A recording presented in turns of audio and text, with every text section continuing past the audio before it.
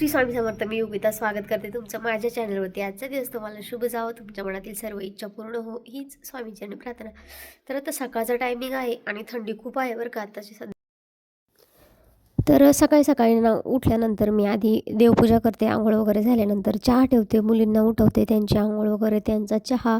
आता एवढं सर्व काही आहे ना शूट करू शकत नाही, कारण सकाळी सकाळी 7:30 ते पावणे 8पर्यंत मला टिफिन द्यायचे असतात तिघांचे पण.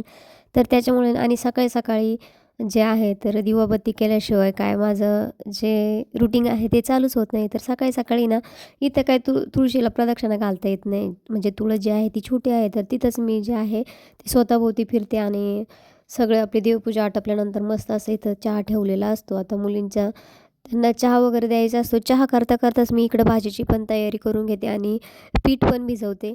तर आता सर्वजण म्हणतात की घरी काहीच काम नसतं किंवा एकदा टिफिन गेल्यानंतर काहीच नसतं. तसं म्हणजे ना, स्त्री ही गृहिणी जरी असली ना, तिला बिनपगारी फुलाधिकारी म्हणजे खूप असं काही कामं असतात.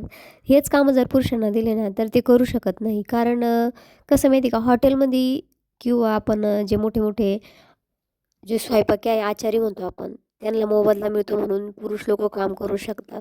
पण स्त्री एक अशी आहे, की ती विना मोबदला काम करते. तिला फक्त आहे ना 2 शब्द प्रेमानं बोलण्याची गरज असते. ती कुठलीही जी तक्रार जी आहे न करता काम करतच असते आणि खरंच त्यामुळं स्त्रीला समजून घ्या. खूप काही ती स्ट्रगल करत असते. तर चला आता मीच काय एकमेव जगात स्त्री नाही आहे जी हे कामं करते. सर्व स्त्रिया करतात. सर्व स्त्रियांसाठी मी हे बोलते आहे. तर इथे ना मिरच्या वगैरे ज्या आहे ना त्या मी व्यवस्थित अशा मिक्सरच्या भांड्यामध्ये टाकून घेत होते. कारण किती घ्यायच्या काय तिखट वगैरे, तर ही लसणाची पात आणली होती. मला चटणी करायची होती. पण ती रेसिपी काय तुमच्याशी शेअर करणं झाली नाही ना. नेक्स्ट टाईम नक्की शेअर करेल मी. इथं चहा पण उकळत होता आणि इथं ते शेंगदाणे वगैरे मी वाटण करून घेत होते. एक-एक कामं जर व्यवस्थित झाले ना, म्हणजे मग टेन्शन राहत नाही. आणि अशा पद्धतीने जर तुम्ही कामं एक-एक करत गेले, जर तुम्ही चहा उकळेपर्यंत चहाच बघत बसला, तर बाकीचे कामं होत नाही. त्यामुळे इकडे चहा पण होतो आणि बाकीचे कामं पण होतात. अशा पद्धतीने जर सकाळचं तुम्ही नियोजन केलं ना, तर लवकरच जे आहे ते आवरतं. तर इथे बघा मिक्सरमधून मी ना जे वाटण आहे ते काढून घेतलेलं आहे. मेथीच्या भाजीमध्ये पाणी टाकून ठेवलेलं आहे, जेणेकरून 2 पाण्याने धुवून घ्यायचे आहे. त्यामध्ये माती वगैरे असेल तर ती निघून जाते. आणि इथं सर्व सामान एका ठिकाणी आणून ठेवलेलं आहे. एकदा चहा झाला की मी भाजी आणि पोळ्याचं पीठ पण आधीच भिजवून ठेवलेलं आहे. पोळ्यांचं पीठ जर भिजलं ना, तर पोळ्या ज्या आहेत त्या खूप छान येतात आणि नरम होतात. तर बघा इथे आता आहे ना, अहो जे आहे ते मळ्यात गाय धुण्यासाठी जात असतात. तर तेही मळ्यातून आले होते आणि त्यांचं कसं असतं, की तूच केलं पाहिजे असं काही नसतं. तर मग मी लसूण सोलला होता, त्याच्यामुळे माझी लसणाची हात होते. मी लसूण काय आधी काय सोलून ठेवत नाही. ज्यावेळेस लागेल तेवढाच घेते. कारण मला जास्त आधी सोललेला आवडतच नाही. कारण तो आहे ना असा ओला-ओला होतो. तर मी म्हणजे जेव्हा मला स्वयंपाक करायचा असेल, जेव्हा ज्या भाजीला लागेल तेव्हा करते. तर तो वास जो आहे तो लागेल म्हणून मी काय जो चहा आहे तो गाळला नाही. तर आमच्या आहोही काय जास्त म्हणजे असं प्रत्येक कामाला हातात दे असं काही नसतं. ते स्वतःहून बऱ्यापैकी कामं करतात आणि त्यांना कसं आहे ना, हे काम स्त्रीचं आणि ते पुरुषाचं असं तर मुळातच नको. कारण संसार दोघांचा आहे. दोघांनाही मिळून जर केलं तर होतंच. आणि म्हणजे ते कसं त्यांना बहीण असल्यामुळे लहानपणापासून थोडीशी सवय आहे आणि ते बऱ्यापैकी असे कामं जे आहे ना, ते म्हणजे करत असतात आणि मग मलाही थोडासा जो आहे तो आधार होतो. म्हणजे मुलींना मी शक्यतो काम सांगत नाही. तर आता इथे पातेलं तुम्ही म्हणत असाल एवढं काळं कसं झालं? तर ते गॅसचा काहीतरी प्रॉब्लेम झालेला आहे. त्याच्यामुळे ते खालून जे आहे ना, ते काळं होतं. तर बघा आता इथं चहा वगैरे पिऊन झालेला होता आणि आता जे तिथला जो पसारा आहे ना, तो इग्नोर करा. इथं पीठ भिजत आहे साईडला आणि आता मी भाजी टाकून घेणार आहे. भाजी झाल्यानंतर मग मला ज्या आहे त्या पोळ्या करायला घ्यायच्या असतात. पोळ्या झाल्यानंतर आहे ना, मुलींचे जे केस आहेत ते विचारायचे असतात त्यांना. कपडे, त्यांचे शूज हे ते असे भरपूर बारीक-सारीक कामं असतात. तर एवढं काही मी शूट करत बसत नाही. जेवढं माझ्याकडनं होईल तेवढंच मी शूट करण्याचा प्रयत्न केलेला आहे. तर थंडीमुळे ना थोडासा आवाज जो आहे ना, तो वेगळा येईल तर समजून घ्या. आणि तुम्हाला सांगायचं ठरलं तर आहे ना, प्रत्येक गोष्ट आहे ना मग शूट करू शकत नाही. आता डेली ब्लॉगिंग करणं म्हणजे ही खूप सोपं नाही बरं का, खूप अवघड आहे. प्रत्येक जिथं तुम्हाला अर्ध्या तासाचं काम असेल ना, तिथं तुम्हाला अजून 15-20 मिनटं वाढवावं लागतात. त्याच्यामुळे आहे ना, ब्लॉगिंग करताना आहे ना, तर त्याच्यामुळे ना मी म्हणजे जे डेली रुटीन आहे ना, ते तुमच्याशी शेअर करावं वाटतं. पण जे आहे ना, ते कॅमेरा सेटिंग करणं, हे करणं, ते करणं, ते तर माझ्याकडनं होत नाही आहे. पण जमेल तसं मी शूट करण्याचा आणि तुमच्यासमोर व्हिडिओ आणण्याचा प्रयत्न करते. तर माझं म्हणजे कसं असतं ना, 6 दिवस जो आहे तो सुट्टी असेल ना, तर मुली लेट उठतात. मग त्या दिवशी तर काही नियोजनच नसतं. सगळा जो रुटीन आहे तो विस्कळीत झालेला असतं. आणि रोज जर डेली आहे, तर तेच स्वयंपाक करणं, तेच भांडे, तेच कपडे, तीच लादी पुसणं, हेच कामं दाखवायला तेही बोर होतं. तर नवीन काहीतरी असेल जे शहरातल्या ताई-दादा आहे, ज्यांना ते बघायला भेटलेलं नाही ते बघायला आम्हाला दाखवायला आवडतं.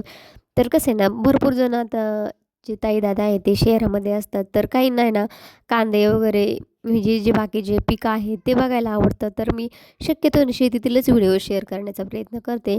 आणि जेव्हा मुलींना सुट्टी लागेल ना, तेव्हा मी डेली रुटीन जे आहे ते तुम्हाला नक्की शेअर करेल. पण रेग्युलर जे आहे ते माझ्याकडनं काय होत नाही. तर प्लीज समजून घ्या. आणि माझे जे व्हिडिओ आहे ते जर आवडत असतील तर चॅनलला सबस्क्राईब आणि व्हिडिओला लाईक केल्याशिवाय पुढे जाऊ नका. लाईक करायला अजिबात पैसे लागत नाही आणि सबस्क्राईब करायला सुद्धाही पैसे लागत नाही. बाकी तुमची इच्छा. अ, तर बघा इथं छान अशी भाजी झालेली आहे. तर भाजी करताना आहे ना प्रत्येकाची वेगवेगळी पद्धत आहे. तर काहींची पद्धत काही जण काय करतात जी भाजी आहे ना त्यामध्ये टॅमॅटो टाकतात आणि शेंगदाणे वगैरे टाकतात. तर म्हणजे मी भरपूर ठिकाणी अशी मोबाईलवरतीच रेसिपी बघितलेली आहे. तर एक वेळेस मी ट्राय करून बघणार आहे की कशी होते. तर आमच्याकडं कसं असतं ना लसणाची आणि थोडंसं जिऱ्याची फोडणी द्यायची. आपण जे वाटण केलेलं आहे ते त्यामध्ये टाकायचं. आणि मला आहे ना मेथीची भाजी तर खूपच आवडते. कांद्याची भाजी, मेथीची भाजी या 2 भाज्या माझ्या आवडीच्या आहे. तर त्या जास्त रश्श्याच्या असल्या तरी चालतात आणि थोड्याशा सुक्या असल्या तरी चालतात. प्रत्येकाची जरी भाजी एक असली ना, तरी करण्याची पद्धत प्रत्येकाची वेगळी असते बरं का. म्हणजे हीच मेथीची भाजी तुम्ही कांदा घालून, लाल तिखट टाकून करू शकता किंवा ज्या आपल्या हिरव्या मिरच्या आहेत त्या कट करून फक्त त्यामध्ये तेल टाकायचं. आपण जसं निवदासाठी करतो, ती भाजी पण खूप छान लागते.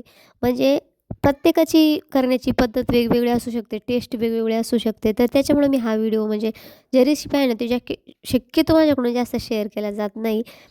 पण कसं असतं ना, घाईमध्ये माझं जे नियोजन आहे ना, ते विस्कळीत होतं. प्रत्येक गोष्ट शूट करायची म्हटल्यावर आणि आता कसं मुलांचं घर आहे, मुली असते घरामध्ये ना, तर त्यांचं कसं असतं भूक लागली की लगेच स्वयंपाक रेडी पाहिजे. तर बघा इथं भाजी पण चालू आहे आणि इकडे आता पोळ्याही करून घेते. आता पोळ्या स्वयंपाक झाल्यानंतर आहे ना, जो बाकीचा व्हिडिओ आहे ते तुमच्याशी शेअर करायचा होता, पण तो काय माझ्याकडनं करणंच झाला नाही कारण टिफिन वगैरे भरण्यासाठी.